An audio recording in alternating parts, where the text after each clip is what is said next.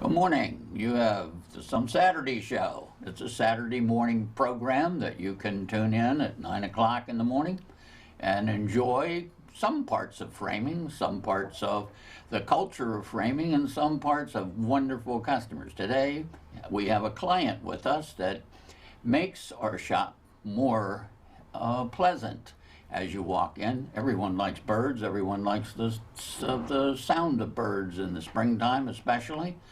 And we have a few things to show after we introduce you to our lady, the gal that is the girl who has brushed with birds. And her name is Sue Ann Myers, and she's here today. Sue? Good morning. Nice to see you. Thank you. We have a couple examples of your wonderful framing art that we framed, I should say. And one of the pieces that is really, this girl has been with this frame shop the best part of, we're open 38 years, and I would say she's there best part of 30 years. So one of the pieces that she brought into us was an oil painting of bluebirds. And this is a dandy. I like it. If you can get to see it, it's very realistic, framed quite well to go in the decor of our frame shop. We have other pieces and kinds of art that she does. She doesn't just do oils. She does scratching. She does watercolors. She does ceramic tiles. And Sue, why don't you lift up your ceramic tile in front of you? Okay. There's a dandy. This one is a porcelain tile, as Stu said, and it was painted and then fired and painted again, fired again. I think this was fired in a kiln probably 4 times. Wow. One does not paint everything on the tile every single time. The later fires are usually just shading, deepening of color, that kind of thing. Mm-hmm. I like that. Now, sometimes she does one that's really sharp, and then we decide we're going to have a print made of it so that the public can have the advantage of seeing or owning one of these beautiful pieces of her birds. This one, Sue, you might tell us, what is this bird? That bird is a nuthatch. It's often called the upside down bird. It loves to go on the tree, down the trunk of the tree, up the trunk of the tree, around the trunk of the tree. This was done on a porcelain tile, and this is a print of that tile. Very nice. Now in front of you and out in front of you is oh, look at me, I've got bluebirds on my mind, don't I? This particular, why don't you tell us about this particular painting, Sue? Okay, this is a watercolor, and that's another medium that I paint in. I think cardinals are a lot of people's favorite birds, and did this on just plain watercolor paper, brought it in to Stu, and he matted it beautifully, and the frame really picks up the pattern of the leaves. I hope you can see that. Sue, that do you frame. paint from pictures, or do you go out and, how do you do this? Well, I paint from pictures. I also paint from experience.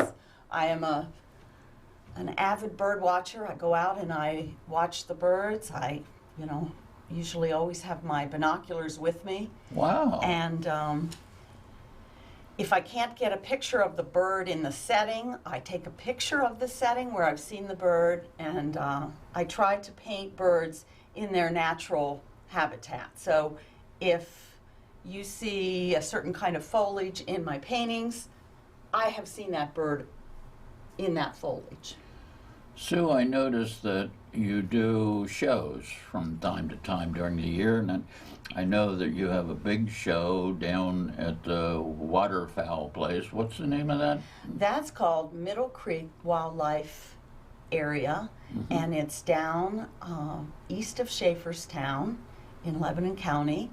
It is the first full Friday, Saturday, and Sunday in August. It's every year. There are approximately 30 wildlife artists there exhibiting and selling. Are you one of those artists? I am one of those artists. I have done that show for probably 17 or 18 years. Oh, well, then it pays to go that show. You know what they want. You have them there ready to go. It's great. It's very nice because it is held inside the Visitors Center. It is air conditioned, so even in August when it's very, very hot, you can go in there and be cool and look They at have art. any refreshments for those people that like to have something? Definitely. Oh, definitely. Okay. Now, I have to say the refreshments are outside, but they're very good, and you don't have to worry They have about restrooms there too? Sue? Absolutely. Good, good. All the amenities at this show. Is there another show that's equally important to you during the year, do you think? Is there something that comes to mind that you really like to go to? Well, I exhibit at the Paxtang Art Show, which is in the Paxtang Fire Hall, and that's in November, the week before Thanksgiving. And that is artists from the area, a lot of artists, and they're not all wildlife artists, they're just, everybody does kind of their own thing. Good range of pictures to look at and purchase, huh? Right, and a lot of local. Are they reasonable? Oh, yes. Oh, yes. Mm-hmm. There you are. It's your chance to find something really nice. Go into Paxton. You get yourself one of those pieces of art in the fall. Sue is in the shop so often, I would say no more than 2 weeks apart. She's in there with something, and I wonder, now, what did you do for background before you ever started all this painting? What was your profession? What did you do? Well, I started out as an elementary school teacher right out of college, and then became an elementary librarian. And I recently, I guess 6 years ago, I retired. And Wow. now I have a lot more time for my art. Which explains why you came in with this piece very recently, and I said, whoa, what is that, Sue? Now, why don't you explain to us what we're looking at here? Well, this eagle is on, again, another porcelain tile. It's on porcelain. It's on porcelain. And the process here, it's called sgraffito because it's scratched out. And the process is that the tile is painted with the paint and the oil All over, so that you all don't see over. anything. So it was a plain dark brown tile. I see. And then it's dried, air dried, for about 2 to 3 days. It must be completely dry. And then with any kind of a scratching tool, you can use a toothpick, you can use a like An awl, perhaps? a little, even just a little stick of wood that is Uh-huh. kind of pointed or sharp. And So the paint scratches off rather easily. yes, very easily. It's kind of like butter. It just This scratches is off. pretty decent work for it to be so, how shall I say, so clear. My goodness. Well, you have to be very careful in that you only want to scratch off what is important.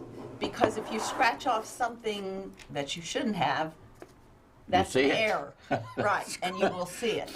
And after you're finished scratching it, then it is fired in the kiln at around 1200 degrees.